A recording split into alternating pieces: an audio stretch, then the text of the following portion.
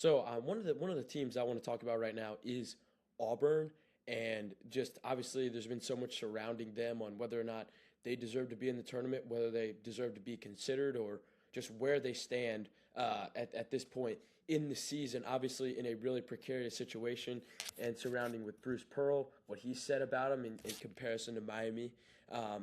And one of the things that gets me with him or with that, number one, you use his logic of a power bubble team should get over a very strong mid-major or lower level team.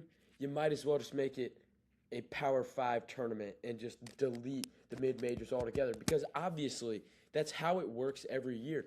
You're not always gonna have the exact top 68 teams in the tournament. That's why it's so fun, because you have the conference tournaments that change teams. Like, for example, Furman's going to the tournament based off the resume. Should they get in? Like, just straight based off a resume. Technically, no. But conference tournament, they won it. So that means they deserve to be in and they should get a spot. So that's just how it works, and that's why it's so fun. So, I mean, if you were to do it that way and just try to find the top 68 teams, it wouldn't be a fun tournament. That's number one. Number two is just digging straight into Auburn losses. That's first of all. I don't really see how, I don't care what your strength of schedule looks like, whether it's number two like theirs is or not. 15 losses are going to do it for you. And another thing for me is the value of good losses. In college football, because you only play the 12 regular season games, I don't believe in good losses, kind of like the Notre Dame situation. I don't think that their two losses to Miami and Texas A&M should have gotten them into the CFP. But here, when you play 30-plus games, I do respect the value of a strong schedule. But at what point does it get to too many good losses, quote unquote good losses? Like, first of all, you have 15 losses, but then you also look at the 11 quad one losses. It's like, if you were a true tournament team, you wouldn't have 11 good wins on your resume. You wouldn't be in the situation if you were a better team. And I just think that with that having 11 conference losses, being 12th in your own conference tournament, there really is no argument for them to be in there. So I just think with the 15 losses and then you look at the teams around them, like you look at SMU, who has a similar resume and you could say, oh, but these teams didn't play this strong of a schedule, and these teams had less of these games, maybe they had less losses, but they also had less good wins. But and I get that you have to play the teams that are put in front of you. But again, if you were a better team and you deserve an at-large bid, you would win more games.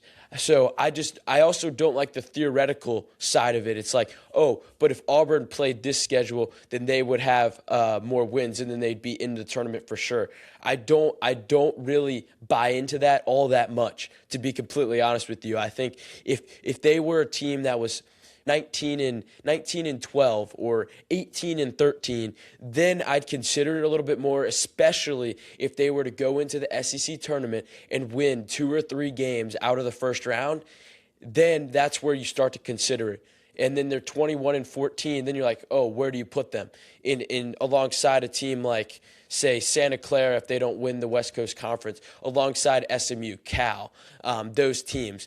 But I think when you have a record that is this bad in terms of getting into the tournament and have this many good losses, that's when you say, how many is too many?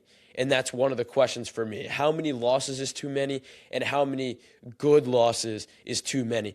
And yes, going back to the theoretical side of things is, yes, you could have maybe done better maybe with a different conference schedule or something like that. But at the same time, you have to win the games that are put in front of you if you want that opportunity, especially since they have a few bad losses, and all teams are entitled to bad losses, but you have to win those games if you have tough games on the schedule. And just alongside winning the games that you have is you look at this Auburn team who lost 8 of their last 10 games coming into this SEC tournament. So I think that at the end of the day, they have no one to blame but themselves for going 2-8 over a span of 10 games. Once again, If they were a little bit better of a team, they wouldn't have gone 2-8 in those games. And, now finally, if we look at the teams that are alongside of them on the bubble, and just you have teams like SMU, you have teams like Cal, you have teams, and I think in terms of who might be better is, again, I think it's up in the air, and I think that's what makes this so tough. And it's like, how do you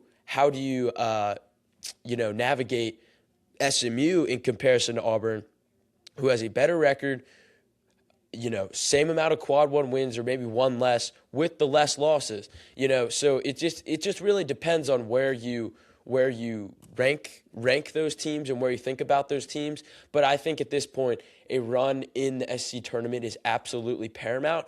And I think on the outside of that is you have to look at, what will these teams do? Like I mentioned SMU, I mentioned Cal, I mentioned Stanford, VCU, Santa Clara. It's like you got to hope that those teams, for example, VCU, if they lose early in the A-10 tournament, it's going to be kind of wraps for them in a way. They might be in right now, right directly on the bubble in a first four area game, but it's like you got to hope Stanford loses, SMU loses, VCU might lose, and so that's all that's going to get them in for me is if they win games and then this bubble, which hasn't been great, gets worse.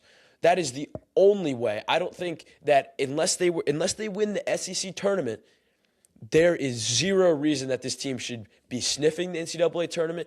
Other teams are going to have to lose bad, lose early if they even want to be considered, in my personal opinion. It shouldn't be up to them. It should be up to other teams' performances for me if Auburn is going to get into the NCAA tournament. And again, that's not to say they aren't a good team. That's not what I'm doubting, but there's too much theoreticals that if they had an easier schedule, if they had this, the fact that they played 16 quad one games, it doesn't matter. You have to win more games, and that is the bottom line for me. So Auburn is not a tournament team unless this bubble gets progressively worse or they win the SEC title game. That's my take.